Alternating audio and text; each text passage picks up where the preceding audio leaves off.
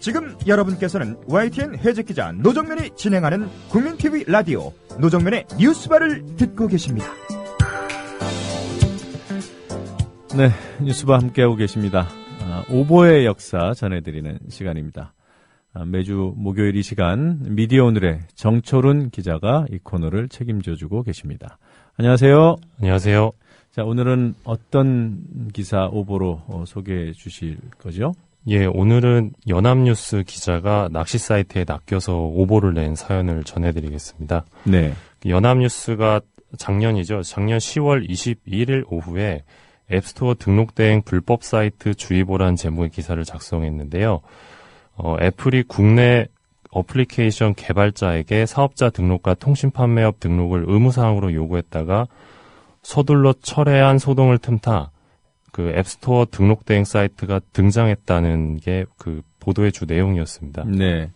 그건 애플이 지난해 10월에요. 예. 그러니까 이 기사가 나오기 직전에 국내 모바일 응용 프로그램, 그러니까 앱이라고 불리는 앱 프로그램 개발자들은 앞으로 사업자 등록하고 또 통신 판매업 등록을 해야 한다. 예. 그러니까 이런 문제가 나왔을 때 그러면 개발자 개인이 등록하게 하는 것이 아니라 우리가 등록 대행을 해주겠다. 예. 이렇게 나선 업체들이 있었다고 주의하라면서 보도를 했다는 거죠. 예, 맞습니다. 네. 그래서 그 연합뉴스는 그 어플리케이션이 이제 그 사업자 등록과 통신 판매업 등록을 필수 조건으로 정하면서 이제 회사의 겸업 금지나 네. 통신 판매업 신고 면허비 부담 같은 경우가 이제 논란으로 확대되면서 그 이런 사이트들이 그 발빠르게 움직였다라고 소개를 했었고요. 네. 그 일례로 이제 스마트 창조경제 앱스토어 등록 대행과 함께하세요라는 웹사이트를 소개했습니다. 그 발빠르게 움직인 예. 어떻게 보면 좀 위험할 수 있는 등록 대행 업체로 예. 이 창조경제 앱스토어 등록 대행과 함께하세요라는 사이트를 소개했다는 거죠. 예. 네. 근데 이제 문제는 이 사이트가 그 애플의 정책을 비꼬기 위한 패러디용으로 등장했던 낚시 사이트였던 점입니다. 예, 그러니까 해당 사이트를 제작한 그 이아무개 씨와 통화를 했는데요. 예. 이 씨는 이제 개인의 어플리케이션 개발을 규제하는 애플 정책에 항의하는 의미로 그날 17분 만에 앱스토어 등록 대행이라는 사이트를 만들었다고 얘기를 해줬고요. 이 사이트가 오후 2시경 공개됐는데 이 사이트를 보고 연합뉴스 기자가 기사를 쓴 것이었습니다. 그 이 씨는 소스 코드를 통째로 넘기라거나 넘겨준 소스 코드로 직접 사업을 할 수도 있다는 황당한 이야기를 사이트에 늘어놓았다라고 제게 설명했었습니다. 근데 그걸 등록 대행 진짜 업체인 줄 알고 그 연합뉴스를 소개했다는 거죠? 예, 맞습니다. 네. 이게 충격 고로케를 운영하는 분이에요?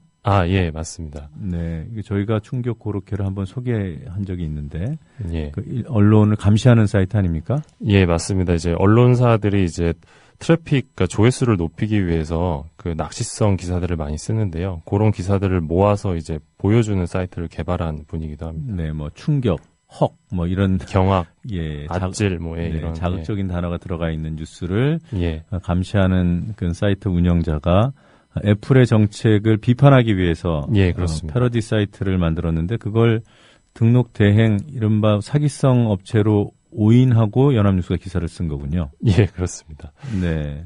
그 실제로 이 해당 사이트에 접속해 보면 이게 패러디 사이트라는 거를 쉽게 알 수 있었습니다. 그러니까 해당 사이트에 접속해서 그 그러니까 마우스를 이제 단어에 가져다 대면 이 뻥이라는 글자가 떴거든요. 그래서 이제 누구나 쉽게 알 수 있었고 또 이제 신청 버튼을 눌러도 이제 그 현재 브라우저 버전은 지원하지 않는다는 문구가 계속 떴고요. 또 이제 해당 사이트에 스크롤을 내리면 재밌다는 댓글이 많았고 그래서 조금만 관심을 기울였다면 패러디 사이트였다라는 점을 알 수 있었습니다. 네.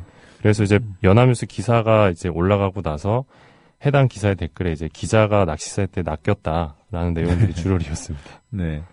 착각이었겠죠. 오보로 확인이 된 뒤에 연합뉴스는 정정을 했습니까? 예, 결국 오보가 나간 기사는 그대로 뒀고요. 지금도 그 기사는 있고요. 다만 이제 그날 오후 10시 25분경쯤에 애플 소동의 앱스토어 등록 대행 업체 등장이라는 기사가 새롭게 출고됐습니다. 네. 그 내용에는 이제 앱스토어 등록 대행 업체를 패러디한 사이트도 등장했다라는 내용이 포함된 기사였고요. 뭐 낚시 사이트에 낚인 이 해프닝은 뭐 이렇게 끝날 수 있었습니다. 오보가 담긴 기사는 그대로 뒀다고요? 예, 지금도 그대로 있어요? 남아있습니다. 예, 지금도 남아있습니다. 왜 안 없애지요?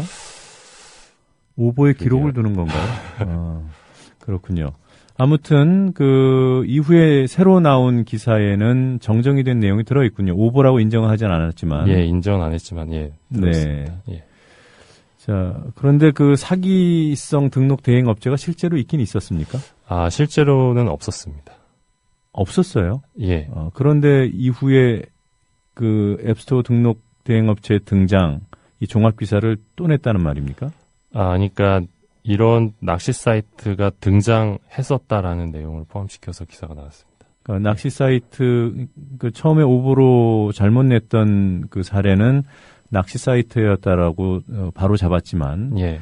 여전히 이 기사의 핵심은 등록 대행 업체 조심하라는 거 아닙니까? 예, 맞습니다. 그건 등록 대행 업체가 있어야 가능한 기사잖아요. 네, 근데 실제로 이제 기자가 잡아낸 사례는 없었고요. 그냥 그 패러디 사이트가 등장했다는 게 이제 하나의 사례로 보도가 제가 됐습니다. 기사를 보니까 그 대행 업체로 한 사례를 들긴 들었던데요. 예, 그 부분은 제가 예, 됐습니다. 혹시 그 저희도 이걸 하면서 오보를 하면 안 되니까 네. 한 등록 대행 업체로 한 사례를 들기는 들었더군요. 예, 그 부분은 바로 잡고 넘어가겠습니다. 자, 뭐 해당 기자는 어땠습니까? 그 본인이 잘못한 부분을 인정했는지요? 그 기사를 작성한 기자는 네. 패러디 사이트를 만든 분하고 이제 직접 통화를 했었는데요. 네. 그분에게 이제 뻥이라는 글자가 이렇게 작은데 내가 어떻게 확인할 수 있었겠느냐? 나도 속았는데 일반인도 속지 않았겠느냐라고 말했다고 합니다. 그럼 그러고 끝난 거예요? 그리고 이제 이 해당 기자가 좀 문제가 될 만한 행동을 했었는데요. 이 웹사이트 개발자가 근무하는 회사 홍보팀에 직접 전화를 하기까지 했다고 합니다. 뭐 전화해서 무슨 말을 한 거죠? 제가 알아본 바로는 이 웹사이트 개발자가 실제로 이 회사에 근무하는 사람이 맞는지 확인을 하고자 전화했다고 얘기를 했는데요. 이게 해석에 따라서는 압력으로 비춰줄 수 있는 대목이기도 했습니다. 그 부분에 대해서 혹시 해당 기자가 뭐 해명을 하거나 그런 내용이 있습니까? 예, 해당 기자랑 통화를 했는데요. 뭐 압력성 발언은 한 적이 없다. 홍보팀에 전화를 한 건 맞고 개발자랑 통화를 한 것도 맞지만 압력성 발언은 한 적이 없다라고 얘기를 했습니다. 네, 그건 해당 기자는 본인이 착각을 한 거는 인정했는데 그것이 워낙 뻥이 나온다고 했잖아요. 그 뻥이라는 글자가 작아서 착각했다라는 그런 얘기를 문제 제기를 한 분에게 뭐 전화를 통해서 했던 거로 이해할 수도 있겠군요. 예. 네, 알겠습니다.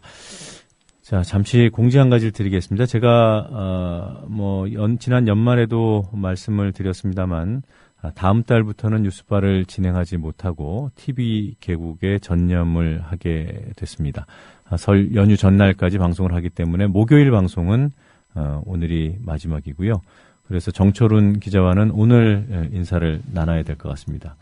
그동안 오보의 역사 좋은 내용으로 채워주셔서 고맙고 또 앞으로도 오보의 역사 그리고 국민TV에 많은 도움을 주시기를 당부드리겠습니다. 네, 감사합니다. 네, 고맙습니다.